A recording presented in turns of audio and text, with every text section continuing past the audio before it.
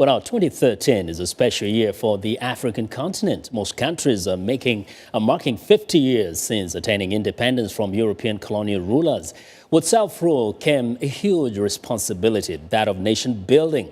One critical ingredient is the political structures that facilitate good governance.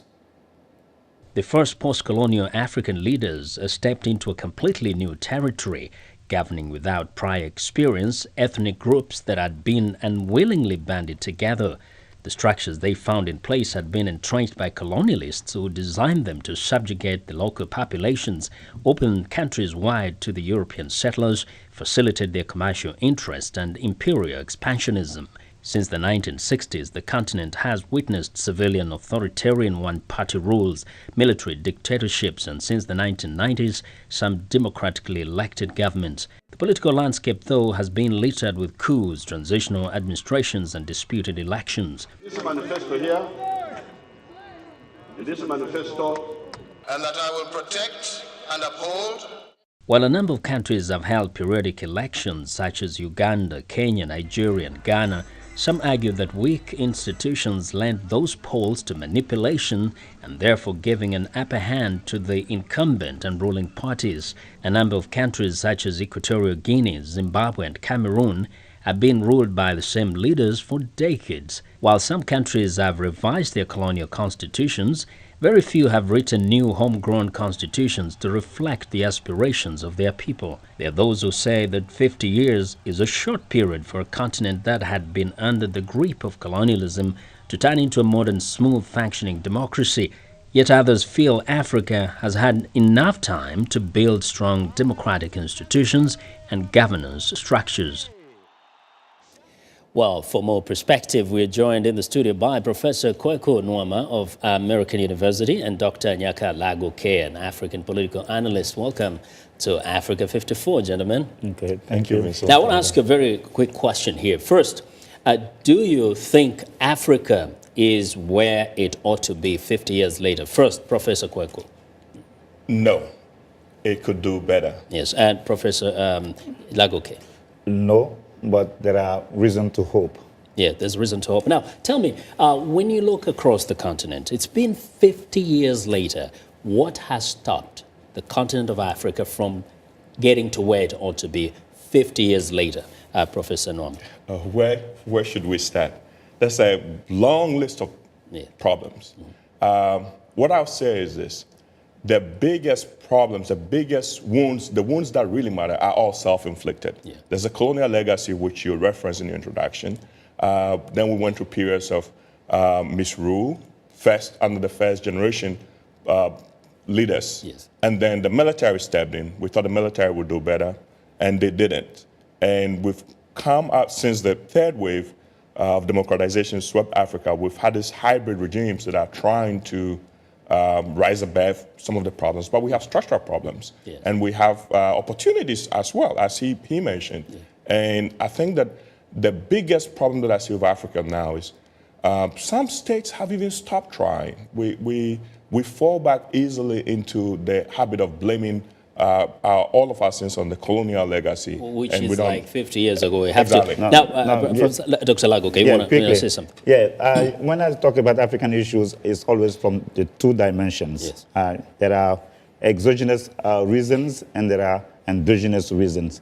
I know now Professor Kweku was talking about the self-inflicted wounds. It is true, but we should not forget that the founding fathers of Africa, they had, the biggest responsibility to rule their countries in the context of a Cold War at that time. It did not matter who you were or what you wanted to do.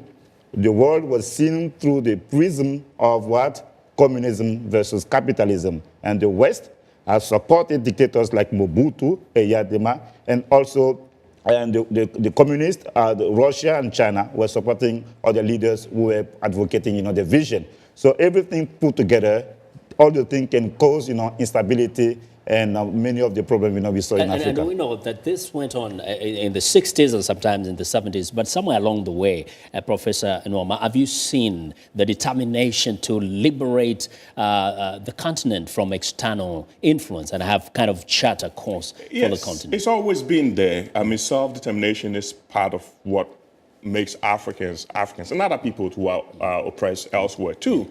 It's always been there. Sometimes it's been an excuse for an unelected and unrepresentative group of people to appoint themselves as leaders, in messianic tones to seize power, which they then use to oppress the very people that they claim they love. So many of our first generation leaders, they took power from the colonialists, but they were no better than the colonialists that they replaced. They just changed one dictatorial and unproductive system for another.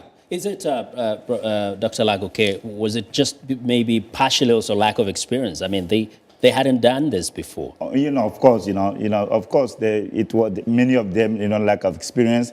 When you talk, for instance, about Zaire, now the Democratic Republic of Congo, research demonstrates that the Belgians, they did not want to train, the people they subjugated, and then when they had the opportunity to give them power, those people were not trained enough in order to rule, the country. So we have cases like that in Africa. So I know, we know our leaders did many things, we don't like. But, we have to put everything into historical context, is what I'm saying. Yeah, context is important. But even going back to the Zaire, the Congo, without the participation of people like Chombe and Kasavubu and Mobutu, you don't have the mess that you have over there. So you can blame the Belgians all you want, but the Belgians didn't put these people there. I mean, there was a time frame by which one needed to show that, okay, enough is enough of external influence. Some have said actually that African leaders have behaved like mercenaries, like they don't actually belong to the continent and they're there to just rip apart the continent for their own benefits. Vincent, this is part of human nature. This is part of human nature. Whoever has power has the tendency to exaggerate or to abuse or to oppress other people. If the structures are not put in place in order to refrain him from using that power. So, we saw that everywhere. Quickly, not to talk about Africa as, a tragedy. 1974, Portugal experienced like a coup d'etat not long ago. We can go back to Yugoslavia. We can talk about the 2 world wars in Europe. And even in America here, from 1776, we have to wait until what, 1960s to see black people to get the right to vote. So, it is a long process. 50 years seem to be too much, but in the history of a continent, that's nothing. But you cannot reinvent the wheel, though, because we learn from other people's mistakes. No, I so all this, of course, you don't have to go back and say we also need 200 years to evolve. Of course, I agree. Quickly, that's why we saw that there are some revolutions. The revolution that put an end to colonial rule, the revolution that put an end to apartheid in South Africa, and the revolution today that brought democracy and those national conferences and the rise, we saw from 1989 from Europe. You know what? Thank you. We will continue this conversation. So there are positive things coming to Africa. Thank you. Definitely. Okay. Thank you very much, gentlemen. Professor Nwormah and Dr. Lagoke. Now, we want to know what you think about Africa 54 and the stories we cover. Join the conversation on Facebook. The address is VOA Africa 54. And check out our headlines 24/7 on voaafrica.com.